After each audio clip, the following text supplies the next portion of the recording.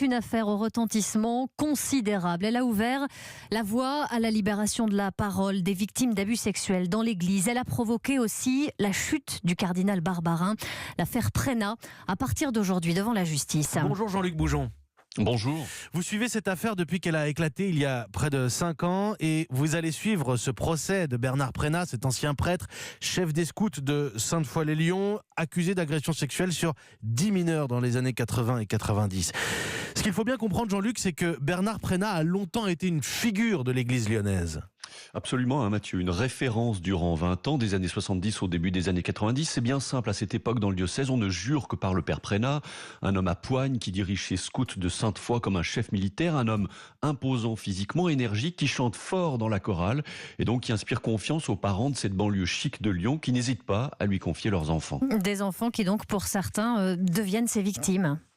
Oui, 10 victimes sont parties civiles dans ce procès, mais il y en a des dizaines d'autres pour qui les faits sont prescrits et dont les cas ne seront donc pas abordés tout à l'heure. En fait, à l'époque, Prena n'avait qu'à se servir chez ses jeunes scouts. Il choisissait souvent des petits garçons blonds, mais repérait aussi les enfants les plus fragiles, raconte Stéphane O'Haraud, victime d'une dizaine d'agressions sexuelles entre 86 et 89, les premières à l'âge de 7 ans.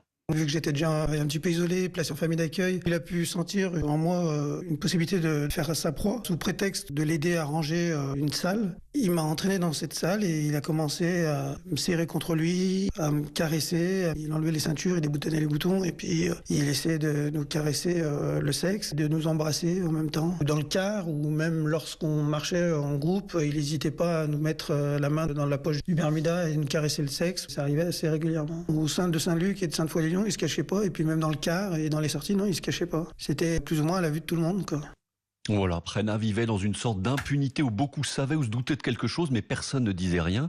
Jusqu'en 91, quand les parents d'un enfant dénoncent ce qui se passe à la hiérarchie du diocèse, qui déplace le père Prena dans une autre paroisse, mais sans avertir la justice, qui ne sera saisie qu'en 2015 par des victimes, soit près de 25 ans plus tard. Et aujourd'hui, Jean-Luc, c'est un homme qui n'est plus prêtre, qui va comparaître devant le tribunal correctionnel.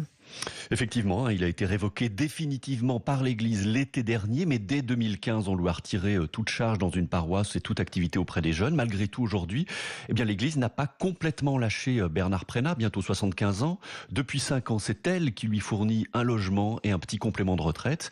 Et puis, malgré sa disgrâce, il a toujours continué à recevoir aussi la visite de responsables du diocèse, notamment il y a 2 ans, lorsqu'il a été hospitalisé plusieurs mois pour des problèmes cardiaques assez importants. À l'époque, d'ailleurs, son identité avait été cachée. Et quand ils ont découvert qui il était, les soignants de l'hôpital de Fourvière ont eu beaucoup de scrupules, beaucoup d'état d'âme à s'occuper de lui. D'autant que Prena, une fois guéri, a, selon nos informations, tout fait pour retarder sa sortie de l'hôpital et donc sa comparution devant un tribunal. Ce devrait être chose faite tout à l'heure, sauf si la grève des avocats retarde le début du procès. On en parlait avant ce journal. Bernard Prena risque 10 ans de prison. On suivra ça avec vous, évidemment, Jean-Luc Boujon, notre correspondant à Lyon pour Europe.